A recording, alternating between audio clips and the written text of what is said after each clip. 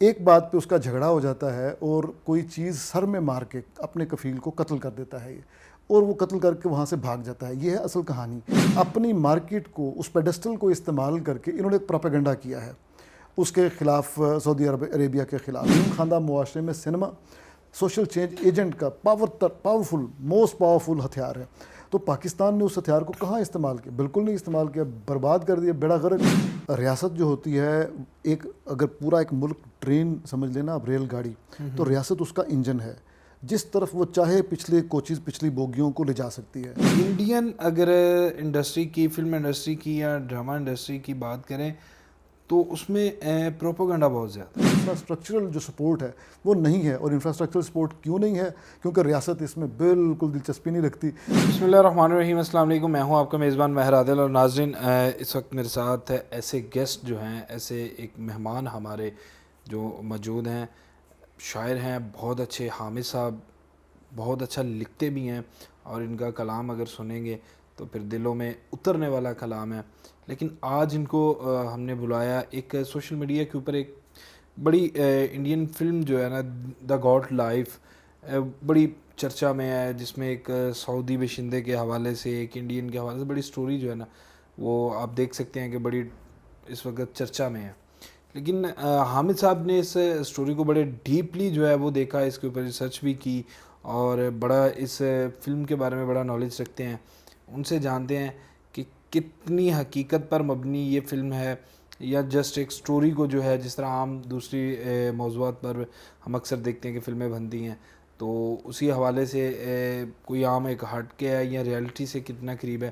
کیونکہ اگر social media کی بات کریں تو اس کے اوپر تو بڑی چرچا ہے۔ بہت شکریہ حامد صاحب، آپ نے ٹائم دیا۔ وہی بات کر رہے تھے فلم دا گاڈ لائف کی، بڑا اس نے ہائپ کریٹ کر دی ہے۔ ہم دیکھتے ہیں کہ اکثر لوگ جو ہیں وہ کہتے ہیں کہ یہ ریالٹی کے قریب ہے اور بڑی اچھی فلم ہے، کیونکہ سعودی باشندے تھے، ایک کلچر سعودی عرب کا دکھایا گیا، ایک انڈیا سے بندہ اٹھتا ہے۔ تو آپ کا تجزیہ اس بارے میں کیا کہتا ہے؟ اس کا کئی لیول کا تجزیہ کیا جا سکتا ہے عادل بھائی۔ ایک تو یہ کہ اس کی کہانی پہ بات ہو سکتی ہے، دوسرا اس کی ٹریٹمنٹ پہ بات ہو سکتی ہے، اور تیسرا اس کی لوکیل پہ، جس لوکیل میں یہ بنائی گئی اور جس لوکیل کے لیے بنائی گئی۔ تو سب سے پہلے ہم کہانی پہ بات کرتے ہیں۔ جیسے آپ نے ابتدا میں فرمایا کہ اس کی کہانی حقیقت میں کیا ہے اور افسانہ کتنا شامل کیا گیا ہے۔ کیونکہ عموماً ہم دیکھتے ہیں افسانوں پہ مبنی فلمیں زیادہ ہمیں جو ہے نا وہ اس طرح کے موضوعات پر دیکھنے میں ملتی ہیں۔ بالکل، کہ جس طرح اگر ہم بات کریں ہالی ووڈ سے لے کے بالی ووڈ، یہ مختلف جو فنکشن میں جو ہے فلمز وہ آ رہی ہیں، تو اس لیے لوگوں کو بڑا اس فلم نے اٹریکٹ کیا ہے۔ کفیل سسٹم جو سعودی عربیہ کے اندر ہم دیکھتے ہیں، سعودی عربیہ کے اندر کہ کفیل سسٹم بڑا مضبوط ہے، اور واقعی اس طرح کی حقیقت ہے۔ دیکھیے حقیقت تو اس میں بالکل ہی اس کی اپوزٹ ہے عادل بھائی۔ حقیقی کہانی یہ تھی کہ ایک ہندو نوجوان تھا، وہ اسی طرح وہاں گیا، سعودی عرب گیا، اور وہاں پہ یہ کفیل کفالت کرتے ہیں، آپ کو روزگار دیتے ہیں وغیرہ وغیرہ، اور ایک اچھا نظام ہے۔ اور وہاں پہ جب یہ جاتا ہے تو غلط فہمی کی بنیاد پہ یہ کسی غلط بندے کے ساتھ چلا جاتا ہے، اور اپنے ریوڑ پہ ہرڈز مین وہ بنا دیتا ہے، اس کو ریوڑ پہ لے جاتا ہے۔ وہاں پہ گوٹس، بکریاں اور بھیڑیں، وہاں پہ اس کو رکھ دیتا ہے اس کو چرانے کے لیے، اور بیگار کرواتا ہے اس سے۔ تو اسی وجہ سے گوٹ لائف اس کا نام بھی ہے، کہ جو ایک بکری کی زندگی ہے وہ اس نے وہ زندگی بسر کرنے پہ مجبور کیا کفیل نے۔ ایک بات پہ اس کا جھگڑا ہو جاتا ہے، اور کوئی چیز سر میں مار کے اپنے کفیل کو قتل کر دیتا ہے یہ، اور وہ قتل کر کے وہاں سے بھاگ جاتا ہے۔ یہ ہے اصل کہانی۔ جب بھاگتا ہے تو ظاہر ہے شہر میں آتا ہے، وہاں پہ پکڑا جاتا ہے، اور اس پہ قتل کے جرم میں اس پہ جرا ہوتی ہے، اور اس کو دینا، اپنا دیت دینی پڑتی ہے، اور وہ خون بہا کی جو قیمت ہے وہ اتنی زیادہ ہے کہ اس کے پاس تو کچھ بھی نہیں ہے۔ تو جب علاقے کے لوگوں کو پتہ چلتا ہے کہ یہ تو جیل میں بیچارہ سڑتا رہے گا، تو خون بہا کی جو قیمت تھی وہ علاقے کے لوگوں نے فنڈ قائم کیا، اکٹھے کی، اور خون بہا دیا مقتولین کو۔ جب مقتولین کو خون بہا دیا جانے لگا تو ایک بندے نے کہا مقتول کے بیٹے کو کہ دیکھو تمہارے باپ نے اس پہ بڑے ظلم کیے ہیں، اگر تم چاہتے ہو کہ اس کی روح خوش ہو تو اس کو ایصال ثواب کے لیے تم یہ والے پیسے اس کو نہ دو، اسے لو نہ، بلکہ اس کو دے دو تاکہ یہ خوش و خرم گھر واپس چلا جائے۔ جب یہ والا عمل ہو گیا تو اس وقت اس نے پوچھا کہ کیا آپ بھی مسلمان ہیں؟ انہوں نے کہا بالکل ہم مسلمان ہیں. کیا وہ بھی مسلمان تھا جس نے مجھے رکھا ہوا تھا؟ بالکل. تو اس نے کہا کہ مجھے حیرت ہو رہی ہے کہ اگر آپ مسلمان ہیں, اتنے رحم دل ہیں اور یہ والا عمل کیا ہے, تو وہ جو مجھ پہ ظلم کرتا تھا اس کے بارے میں کیا؟ تو انہوں نے کہا کہ وہ ایک انڈیویجول کا ایکشن تھا. یہ ہم پورا معاشرہ, ہمارا اصل یہی ہے. اس کہا جاتا ہے کہ اس موقع پہ ہی اس نے اسلام قبول کیا اور اپنا نام جو بھی رکھا اس وقت. تو یہ ہے اصل کہانی جی. اور وہ ہی returned happily and lived ever after, live happily ever after. تو یہ کہانی ہے. لیکن اس کے آپ دیکھ لیں جو فلم میں ہے اس کے کوائٹ اپوزٹ ہے کہ وہ اس کو قتل کرنے کی بھی کوشش کرتا ہے کفیل, اس کو جانوروں سے بدتر زندگی گزارنے پہ مجبور یہی کرتا میرا ہے. سوال آگے آ رہا تھا کہ ہم دیکھتے ہیں کہ اس کو جناب اس کے اوپر بے پناہ تشدد, کھانے کو کچھ نہیں, پھر اسی طرح قتل کرنے کی کوشش جو ہے وہ کی جا رہی ہے. تو اس کا اس بنیادی طور پہ اس چیز کو ایک آپ کہہ لیں ریالٹی بیس سٹوری تھی, اس میں افسانہ شامل نہیں تھا. لیکن ریالٹی کی اگر بات کریں, ایک سچائی کی بات کریں, تو سٹوری ویسے بھی ہٹ ہو سکتی تھی. پھر اس میں افسانہ نگاری کیوں, ایک اپنی ہی کوئی من مرضی سے اس طرح کا کیوں اس میں ایڈ کیا گیا؟ یہ بڑا اچھا سوال ہے عادل بھائی. دیکھیں اب دنیا کو, باہر کی دنیا کو کفیل کے نظام کا اس طرح نہیں پتہ, اور بھارت کی مارکیٹ بہت بڑی ہے. تقریباً 4 ارب انسان اس کے کنزیومر ہیں, اس کی سینما انڈسٹری کے. 2 ارب تو ڈائریکٹلی ہندی جس کو وہ کہتے ہیں, ہم اردو کہتے ہیں اس کو, 2 ارب تو ڈائریکٹلی سمجھتے ہیں اس کو. مطلب نیپال میں لوگ بھلے اپنی ہی نیپالیز بول رہے ہوں لیکن وہ اردو سمجھتے ہیں. اسی طرح یہاں پاکستان میں, بنگلہ دیش میں بنگالی بولتے ہیں لیکن سب اردو سمجھتے ہیں. تو ان کی مارکیٹ بہت بڑی ہے. خود اپنی جو بھارت کے اندر آپ دیکھیں نا, تو اپنی مارکیٹ کو, اس پیڈسٹل کو استعمال کر کے انہوں نے ایک پروپیگنڈا کیا ہے اس کے خلاف, سعودی عربیہ کے خلاف, جو میرا خیال ہے کہ مناسب نہیں ہے. ان کے اپنے ڈپلومیٹک ریلیشن اس کے ساتھ بھی ہے. اس کے علاوہ ان کے جو معاشی مالی مفادات جڑے ہوئے ہیں وہ بہت زیادہ ہیں, بہت زیادہ ہیں. آئے تھے جب پرنس ادھر انڈیا میں, اور ایک بڑا نام اس دورے کو ملا, بڑی اچھی انویسٹمنٹ جو ہے کر کے گئے. حالانکہ پاکستان سے وہ سیدھا ادھر گئے تھے, تو انویسٹمنٹ جو تھی اچھی خاصی کی تھی. اگر ہم بات کریں تو میرا خیال کہ انڈین اگر انڈسٹری کی, فلم انڈسٹری کی یا ڈرامہ انڈسٹری کی بات کریں تو اس میں پروپیگنڈا بہت زیادہ ہے. جی ہاں بالکل. اگر ہم جس طرح آپ نے سعودی عربیہ کی بات کی کہ ان کے ساتھ معاشی تعلقات, ہم تو خیر ان کے دشمن ٹھہرے, ہمسائے ہونے کے ناطے دشمن بھی ٹھہرے. ہمارے اوپر یا ہمارے لیے یا ہمارے ساتھ پروپیگنڈا کر کے جس طرح کی موویز بناتے ہیں وہ ہمیں تو سمجھ آ جاتی ہے. لیکن اتنے اچھے تعلقات کے باوجود کیا وہی انڈیا نے ثابت نہیں کر دیا کہ وہ بغل میں چھری اور منہ پہ رام رام؟ یہ غلط کیا انہوں نے. دیکھیں مجھے اتفاق ہوا سرتاج عزیز صاحب کا انٹرویو کرنے کا, پی ٹی وی میں اس وقت میں ہوتا تھا. تو سرتاج صاحب سے پوچھا گیا کہ آپ کی, اب ماشاء اللہ 80-82 سال اس وقت ان کی عمر تھی, اور ساری زندگی خزانے میں گزاری انہوں نے, وزارت خزانہ رہے اور بڑے سینئر بیوروکریٹ.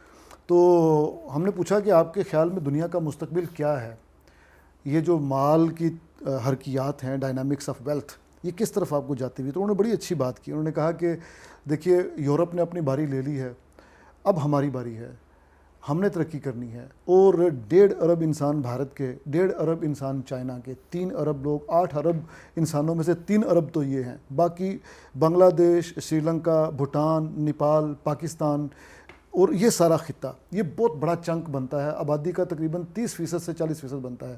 یہ ہیومن ریسورس ہے سارا, اور دنیا کا قیمتی ترین ریسورس ہوتا ہی ہیومن ریسورس ہے. بالکل. تو اب ترقی کرنے کی ان کی باری ہے. تو اب آپ یہ دیکھے گا کہ اگلی جو ایک صدی ہے اس میں یہ لوگ بہت آگے نکل جائیں گے. تو آپ نے دیکھا کہ بھارت نے بہت انٹیلیجنٹلی سلیکان ویلی بنائی, اپنے لوگوں کو اکوپ کیا آئی ٹی میں, اور کہاں سے کہاں نکل گئے. دوسرا جو انہوں نے انڈسٹری جو جس پہ بہت زیادہ توجہ دی وہ ان کی سنیما انڈسٹری تھی. ہالی ووڈ کی فلمیں بھی ایڈٹ آ کے یہاں پہ ہوتی تھیں. اور تیسری ان کی انڈسٹری سپورٹس کی انڈسٹری ہے. انہوں نے بے پناہ ترقی کی, اور اپنے کرکٹ کو, کرکٹ کے اندر جو ہے ان کی حکمرانی ہے. بالکل, کرکٹ ہی نہیں بلکہ دنگل انہوں نے دیکھا کہ جب جو ہماری روایتی کشتی ہوتی تھی وہ مر رہی ہے, انہوں نے دنگل فلم بنائی, انہوں نے سلطان فلم بنائی. فلم ان کا بہت بڑا ٹول ہے پروپیگنڈا کے لیے. تو وہ پازیٹیو پروپیگنڈا کرتے ہیں, اپنے حق کے لیے کرتے ہیں. اس کو استعمال کرتے ہوئے بعض اوقات نیگیٹو پروپیگنڈا بھی کرتے ہیں، لیکن یہ ان کو سمجھنے کی ضرورت ہے کہ اس خطے نے اب ترقی کرنی ہے. چین دیکھیں کتنا آگے نکل گیا، بھارت بھی آگے نکل گیا، ہم ان دونوں کے درمیان ہیں، ہم وی آر ڈیسٹائن ٹو پروگریس. یہ میری بات آپ لکھ لیجئے، جتنا مرضی یہاں پرابلم ہوگا لیکن ایک وقت آئے گا کہ سکون ہوگا اور ہمیں ترقی بہرحال کرنی ہے، کیونکہ جب ہم سائے اتنی ادھر 2 پلازے کھڑے ہوں، نیچے جھونپڑی کتنی دیر رہ سکتی ہے. ان کے اثرات تو ہوتے ہیں اچھے امیر ہمسایوں کے. بالکل، ہمسائے اس جھونپڑی کو جو ہے وہ گرانے بھی آ جاتے ہیں، ان کی شان کے خلاف وہ جھونپڑی آتی ہے. جی اگر ہم بات کر رہے ہیں یہاں پر انڈسٹری کی، سنیما انڈسٹری کی، کیونکہ ایک فلم کے اوپر بات ہو رہی ہے پاکستان کی، اگر ہم سنیما یا انٹرٹینمنٹ انڈسٹری کی بات کریں تو بڑی اچھی موویز بھی دی گئی ہیں ابھی کچھ عرصہ پہلے، جس میں ہمایوں سعید نے اچھا کردار ادا کیا، فواد احمد، پھر جو ہے فہد مصطفیٰ، ان اچھی موویز بھی دی گئی. لیکن وہ موویز جو ہیں وہ پاکستان کی انٹرٹینمنٹ انڈسٹری کو کیوں بوسٹ نہ کر سکیں ابھی تک ہم دیکھیں ہمارے ہمسائے ممالک کی بات کرتے ہیں ہم اگر انٹرٹینمنٹ کی، تو اگر ہم جسٹ پنجاب، انڈین پنجاب اور ہندی موویز کا موازنہ کریں تو انڈین پنجاب جو ہے وہاں پہ بھی یہی پنجابی کلچر سیم، لیکن بڑا ڈفرنس آ جاتا ہے. یہاں پہ گنڈاسا سسٹم، گھوڑے اور یہ وہ گولی، وہ بھی موویز بنا رہے ہیں. اور میرا خیال کہ جتنی ان کے موویز کے کلائنٹ یا ویورز انڈین پنجاب کے اندر ہیں، پاکستان کے اندر بھی اتنے ہی ہیں، اس سے زیادہ ہیں، کیونکہ آبادی زیادہ ہے ہماری. یہ لہندے پنجاب دی جو ہے نا وہ زیادہ آبادی ہے. بالکل، لہندہ پنجاب، چڑھدے پنجاب دا. اور پھر ہم وہی ایکٹر اگر ہم بات کریں، ہمارے وہی اسٹار ناصر چنیوٹی، افتخار ٹھاکر، پھر بڑے بڑے نام جو کہ جن کو ہم اگر انٹرٹینمنٹ کی بات کریں، اسٹیج کی بات کریں یا کامیڈی کی بات کریں، وہیں پر کام کر رہے ہیں. ہم ان کو کیوں جو ہے وہ استعمال کر کے، یا ان کو ہمارا وہ سرمایہ اگر کوئی دوسرا استعمال کر رہا ہے تو سرمایہ کو ہم کیوں نہیں یوز کر پا رہے ہیں؟ ارے بڑی اچھی بات ہے اور دردمندانہ بات آپ نے کی ہے. دیکھیے ریاست جو ہوتی ہے، اگر پورا ایک ملک ٹرین سمجھ لینا آپ، ریل گاڑی، تو ریاست اس کا انجن ہے. جس طرف وہ چاہے پچھلی بوگیوں کو لے جا سکتی ہے. یہ ریاست نے بتانا ہے فلم انڈسٹری والوں کو بھی، سینما انڈسٹری والوں کو بھی، کہ کدھر جانا چاہیے. ریاست ایز پیدا کرے ٹیکسیشن میں اور لون میں، اور مواقع فراہم کرے کہ لوگ آسانی سے آئیں، انویسٹ کریں، فلمز بھی بنائیں، فلم پٹ جائے تو دوبارہ وہ اگلی فلم بھی بنا سکے. تو آپ دیکھیں کہ مولا جٹ 2 سال پہلے آئی، لیجنڈ آف مولا جٹ. جی ہاں، اور ابھی تک وہ اسکرین پہ موجود ہے. لیکن کیا وجہ عادل بھائی کہ اس کی جو پروڈیوسر ہے امارا حکمت، دوسرے فلم میں انویسٹ نہیں کر رہی. تیفا ان ٹربل شاندار فلم تھی، اس کا پروڈیوسر کیوں چپ کر کے بیٹھ گیا؟ ورنہ ہوتا تھا پاکستان میں 80s سے پہلے، اور ہونا یہی چاہیے کہ آپ کی ایک فلم آئی ہے، 2-3 ہفتے گزار لیے، آپ اس کو بھول جائیں، وہ کام آپ ڈسٹریبیوٹر پہ اور ایگزیبیٹر پہ چھوڑ دیں. آپ پروڈیوسر ہیں، آپ نئی فلم پروڈیوس کرنا شروع کر دیں، اپنا نیا پروجیکٹ شروع کر دیں. تو یہاں پہ تو وہ کچھ نہیں ہو رہا. اس کی وجہ یہ ہے کہ انفراسٹرکچرل جو سپورٹ ہے وہ نہیں ہے. اور انفراسٹرکچرل سپورٹ کیوں نہیں ہے؟ کیونکہ ریاست اس میں بالکل دلچسپی نہیں رکھتی. ریاست کبھی کوئی فیصلہ کرتی ہے، کبھی کوئی فیصلہ کرتی ہے. میں ایک چھوٹی سی بات کرنا چاہ رہا تھا. بھارت کے کانٹینٹ کو آپ حب الوطنی کی بھینٹ چڑھا دیں گے تو یہ تو میری سمجھ سے بالاتر ہے. علم حاصل کرو چاہے تمہیں چین جانا پڑے. یہ علم ہے جدید زمانے کا، اور یہ بہت مؤثر ہتھیار ہے ایک نیم خواندہ معاشرے میں. سینما بہت مؤثر، اور یہ میں نہیں کہتا. لینن جس کے بارے میں اقبال کہتے تھے خدا کے حضور میں، اے انفس و آفاق میں پیدا تیرے آیات، وہ بندہ کہتا تھا کہ نیم خواندہ معاشرے میں سینما سوشل چینج ایجنٹ کا پاورفل موسٹ پاورفل ہتھیار ہے. تو پاکستان نے اس ہتھیار کو کہاں استعمال کیا؟ بالکل نہیں استعمال کیا، برباد کر دیا، بیڑا غرق. نہ سینما انڈسٹری بچی. اب آپ کی آنکھوں کے سامنے سارا یہ جو لکشمی چوک سے آگے ایبٹ روڈ ہے، سب سینماز ختم ہو گئے، سینما انڈسٹری ختم ہو گئی، سینما انڈسٹری ختم. یہاں پہ ابھی آپ نے ریاست کی بات کی، انتہائی افسوس کے ساتھ کہ جو ہمارے ایکٹرز ہیں، بڑے بڑے سینئر ایکٹر، یہ سرمایہ ہے، یہ ملک کا نام جو ہے وہ باہر بھی پوری دنیا کے اندر روشن کرتے ہیں. اسٹیج ایکٹرز کی اگر بات کریں ہم تو وہ اپنے غم بھلا کے ہمیں خوشیاں بانٹنے آتے ہیں. بالکل، گھروں میں میت پڑی ہوتی تھی اور لوگ اپنا رول وہ کرنے آتے. لیکن ہم نے دیکھا کہ ہمارے جو بڑے بڑے لیجنڈ جن کے بارے میں اگر بات کریں تو ایک بڑا دکھ، ایک تکلیف، ببو برال صاحب. ہاں جی بالکل، کیا شاندار ٹائمنگ، شاندار کامیڈی، شاندار بات، اور بڑی پھر ایک جسے کہتے ہیں کہ جب سٹیج پہ آنا تو پوری دنیا جو ہے، پورا سٹیج، پورا ہال جو ہے استقبال کرتا تھا. بالکل. مستانہ، طارق ٹیڈی، پھر اسی طرح یہ ایکٹرز. لیکن اتنا نام پیدا کرنے کے بعد جب ان کو بیٹھ کے کھانے کا یا ان کے اس پھل کو دیکھنے کا ٹائم آیا تو اس وقت جو ان کی زندگی اس قدر کہ کسی نے ساتھ نہیں دیا. بالکل ٹھیک بات ہے آپ کی. وہی نا، ریاست نے انسٹیٹیوشنز نہیں بنائے، ریاست نے ایکٹر کو یا فنکار کو سپورٹ کرنے کے. اچھا، معذرت کے ساتھ یہ اس چیز کو میرا خیال ہمارا فیملی سسٹم ہے یا جو ہمارے ایجوکیشنل سسٹمز ہیں نا، انٹرٹینمنٹ انڈسٹری کو اچھا نہیں جانا جاتا. آپ یہ بھی ایک ہے کہ حالانکہ اگر آپ، میں انڈیا کی بات کروں، ہمارا ہمسایہ ممالک ہے، تو باقاعدہ طور پر ایک مکمل ٹریننگ، ایک ایجوکیشن جو آرٹس کے حوالے سے، ڈرامہ انڈسٹری کے حوالے سے اگر ان کی ہم بات کرتے ہیں تو پتہ چلتا ہے کہ یہ باہر سے ایکٹنگ پڑھ کے آئے ہیں، یہ باہر سے ڈانسنگ جو ہے، پھر انڈیا سے نہیں دوسرے ممالک سے.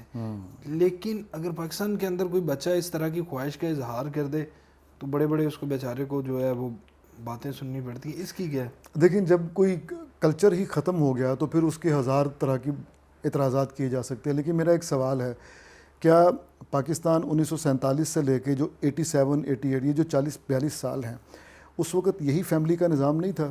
یہی تھا، یہی تعلیمی نظام نہیں تھا جی. اور ہم نے ہی، جن کا نام آپ لے رہے ہیں جو بڑے نام ہیں، ببو برال صاحب ہیں، ناصر چنیوٹی، افتخار ٹھاکر، مطلب کچھ مرحوم ہیں اور کچھ حیات ہیں، اللہ ان کو زندگی دے. یہ سٹارز ہم ہی نے بنائے ہیں نا، ہمارے لوگوں نے بنائے ہیں، انہی فیملیز سے اٹھ کے اور اسی تعلیمی نظام کے پس منظر میں رہ کے ہم نے بنائے ہیں. میں یہ بات ماننے کو تیار نہیں ہوں کہ پاکستانی لوگ فن کی قدر نہیں کرتے. یہاں پہ جس نے اچھا گایا وہ پاکستانیوں کے دلوں میں راج کرنے لگا. وہ ملکہ ترنم ہو، یا مہدی حسن ہو، یا عطا اللہ عیسیٰ خیلوی ہو، یا ایون ابرار الحق صاحب ہوں. جس طرح کا ایکسپیریمنٹ کیا، نصرت فتح علی خان جیسا لیجنڈ، لوگوں نے ان کو لیجنڈ بنایا نا. لوگ آج بھی ایک قمیض جو ہے، ایک کرتا، جی ہاں، انڈیا میں وہ راج ہنس کے گھر جو ہے وہ ایسے تبرک رکھا ہوا اور جاپان میں باقاعدہ دیوتا کے طور پہ پوجا جاتا ہے. ان کا بت بنایا ہوا ہے جاپان میں. اور ان کے فرانسیسی معاشرے میں، فرانسیسی نیشنل ٹیلی ویژن پہ ان کی دھنیں بجائی جاتی ہیں، کیونکہ دھن کی تو کوئی بارڈر، کوئی سرحد نہیں ہے. بالکل. تو یہ تو اللہ تعالیٰ کی، میں سمجھتا ہوں کہ اس خطے میں، برِ صغیر میں، 2 عظیم لوگ آئے پچھلی 1 صدی میں میوزک سے ریلیٹڈ جو ہیں. اے آر رحمان وہاں آیا اور یہاں نصرت فتح علی خان آیا. دونوں بہترین کمپوزرز تھے. میوزک کی سینس تھی ایسی فطری کہ وہ یہ فیضان نظر تھا. تو یہ جو ہے نا، وہ کسی سیکھا نہیں جا سکتا، یہ وہ تھا. تو اسی قوم نے بنایا نا عادل بھائی. میں یہی کہتا ہوں کہ پاکستان کے نہ خاندانی نظام میں نہ تعلیمی نظام میں کوئی مسئلہ نہیں ہے. اچھا کام ہونا چاہیے، پیچھے ریاست سپورٹ کرے. ریاست کا کام ہے جی، انجن ریاست ہے. بہت شکریہ حامد صاحب، بڑی اچھی آپ کے ساتھ ایک ڈیٹیل گفتگو ہوئی. اور وہی بات کہ انٹرٹینمنٹ یا فن کی قدر جو ہے وہ، اگر ہم عوام کی بات کریں تو بڑے قدردان ہیں. ہم اگر میوزک انڈسٹری کی بات کریں یا کسی بھی طرح سے، تو دیکھنے والے، چاہنے والے تو زندہ ہیں، لیکن جنہیں ان کی سرپرستی کرنی چاہیے شاید وہ بھی کبھی اس بات کو، اس چیز کی ضرورت سمجھیں، احساس سمجھیں. جس طرح دوسرے ممالک اپنی انٹرٹینمنٹ انڈسٹری کو جو ہے وہ باقاعدہ طور پر ایک ٹول کی طرح استعمال کرتے ہیں، اسی طرح شاید کوئی وقت آئے گا، ابھی شروع ہوا تو ہے لیکن ابھی اس طرح سے نہیں، لیکن شاید وقت آئے کہ پاکستان بھی اپنی انٹرٹینمنٹ انڈسٹری کو جو ہے وہ ایک ٹول کی طرح استعمال کرے. اور پھر دیکھیں پاکستان کے جو حب الوطنی ہے یا پاکستان کی معیشت، ایک بڑا تفریح کے حوالے سے اگر بات کریں تو معیشت کے اندر بھی یہ بڑا ایک اہم کردار ادا کریں گی. اس لیے یہی پیغام، اور اس کے ساتھ اجازت چاہوں گا کہ خدارہ اس ملک کی عوام کی اور یہاں پر فنکار کی، فن کی قدر کریں تاکہ یہ فنکار اور فن پوری دنیا کے اندر آپ کا نام روشن کر سکیں. اس کے ساتھ ہی مجھے دیجیے اجازت. اللہ نگہبان.